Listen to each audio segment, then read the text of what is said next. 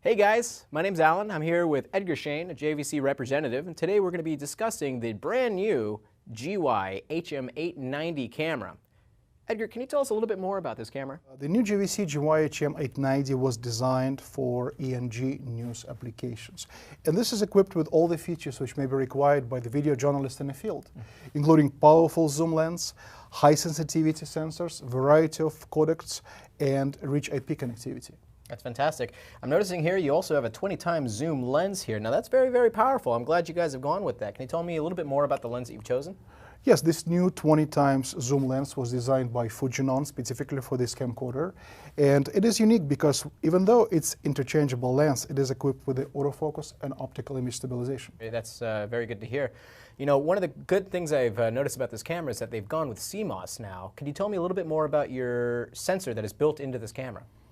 Brand new 3CMOS Full HD optical block featuring f11 sensitivity. f11 is very similar to traditional 2/3-inch CCD-based cameras.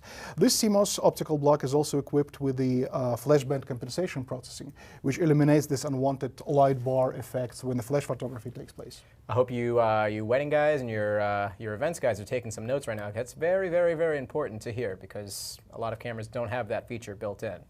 Looks like here you have 2 card slots, SD-wise. Now, what kind of file formats could you record with the JVC HM890 camera? Well, instead of dictating people which format they need to use with this new equipment, we actually equip this camera with a variety of codecs to fit pretty much any workflow which may already be existing in place. It supports industry standard XDK-MEX, MOV for Final Cut Pro. MOV is very unique because those files you can drag right in the timeline of Final Cut Pro without even necessity to do log and transfer. AVC-HD, which is consumer format, but it's very popular. But the new format for this camera, in addition to all these I mentioned, we introduced is H.264 at 50 megabit. Yeah. This is something what DSLRs use, but we took it a step up and we are recording at 50 megabit, and we call it virtually lossless format. And all these formats can be used with the actually 4 channels of audio. This is a new feature introduced for GY HM850 and 890 camcorders. It's a really good thing to have 4 channels of audio now in this case. I've noticed also in the back of the camera you have a USB host here. Now what could that be used for?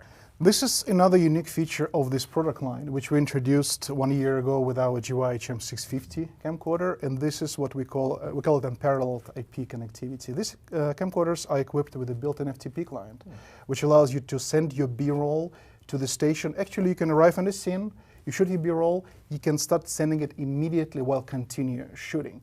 And when you're done with that, you can do live stand-up using built-in live streaming feature. That's very cool. Now, what kind of products would one need to buy if you decide to use this kind of workflow in the field? These camcorders are equipped with a USB host, which supports a variety of off-the-shelf adapters, which could be Wi-Fi, wired, but the most interesting for me to use for GLT modems, because for GLT allows you to be free, you can do it from anywhere where 4GLT coverage is available. And what a good example would be Verizon 4GLT modem, which you can plug in right into the USB host here.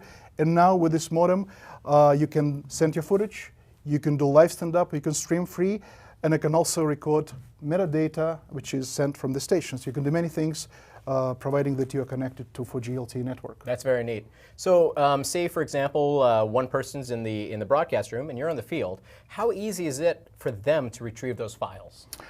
Well, they can actually log into the camera remotely. Oh, wow. And they can remotely control the camera, and they can also remotely initiate FTP transfer of already pre-recorded clips. Yeah. This is another very unique feature. So when you're saying remotely access the camera, can, say, hypothetically speaking, one man have this on a tripod, someone else can see the feed, and then kind of control the camera from a chair hundreds of miles away, hypothetically. That's right. When you connect to a global 4GLT network, you have your IP address. So cameraman can be in New York City and control room in Tokyo, and you can control it right from there and receive live feed as well. That's amazingly innovative. That's amazing. I like that feature a lot. Yeah, that's very cool. So, well, you know, in the instance of that, is there a way to, say, maybe get this to a cloud server of some sort? Yes, we also introduced JVC Advanced Streaming Technology, which includes cloud server. It can be a physical device, the one UREC mountable computer, or it can be hosted on the Amazon Web Services. And the cloud server allows you to connect not just one, but multiple cameras, and then control all of them remotely from single location or from multiple location, and also forward those streams to different HD SDI decoders. That's very neat. There are many features associated with the cloud server, including recording in the cloud, metadata, remote control. Many things can be all done from one centralized location. Okay, so that actually might eliminate a physical CCU. You might be able to control multiple cameras in a studio with that cloud server, correct? Yes, you can have IP-based control, which is very similar to traditional studio CCU. That's Very true. neat. So in that case, with the studio aspect being said, what kind of options would you have to expand this camera to better suit a broadcast environment? Well, GYHM 890 is actually can be configured in studio configuration.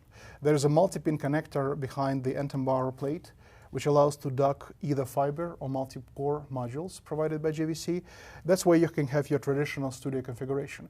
When you are in the studio configuration providing live feed and intercom and all traditional studio features, these camcorders can simultaneously be recording, something which is known as ISO recording, because there are 2 memory card slots and you can be recording simultaneously with studio application. That's very interesting. Speaking of memory card slots, what kind of recording options do you have if, say, you just wanted to use the memory card only? We have 2 memory card slots which accept SDHC and SDXC cards. You can be recording in the relay mode where one card fills in and then goes to another card, or you can be recording simultaneously on both cards. This way you have 2 copies. One copy goes to producer, another is used for nonlinear editing. Another interesting feature that you can also be recording 2 totally different formats onto different cards. Very, very interesting. I like that. But what about those that may have to capture something on the fly? Is there any kind of cache recording on this camera at all? Yes, we call it retro recording. There is a 10 seconds retro recording. This way camera starts recording even before you push trigger. So you will never miss that important point. That's fantastic. Edgar, thanks again for bringing the camera by. It was a real treat to see this in person, so thanks again. Thank you, Alan. Anytime.